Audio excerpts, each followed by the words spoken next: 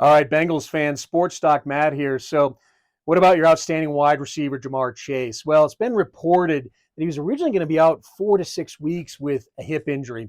Now we have a little bit more information. It's being reported that he has a labrum tear plus a hairline fracture. Well, I don't know 100% what that means, but my best guess is when you have a labrum injury, and the labrum is the lining of the hip socket. And it's basically like a gasket in the end of your garden hose. It lines the whole thing on the outside. When you get a hip injury, you can sometimes tear a portion of this labrum off.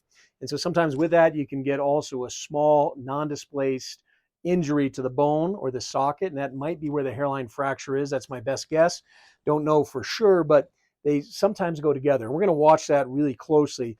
The bottom line is it's going to need time to heal. I think it's interesting that they didn't put him on IR, and keep in mind that the IR this year for the NFL is 4 weeks. So if he's going to come back less than 4 weeks, I think it's going to be pretty close, maybe 2 to 3 weeks.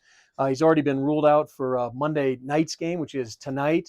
But I would expect we'll see him back in the next 2 to 3 weeks since they didn't put him on IR, but it could be a little bit longer because you certainly don't want this injury to progress. You don't want a larger labrum tear. You don't want a non-displaced small hairline fracture type injury to become a bigger injury around the pelvis, because those are much bigger to deal with and much more of a problem. So hopefully see him back in another 2, 3, 4 weeks. I think 3 is probably the best guess when we're putting all this data together.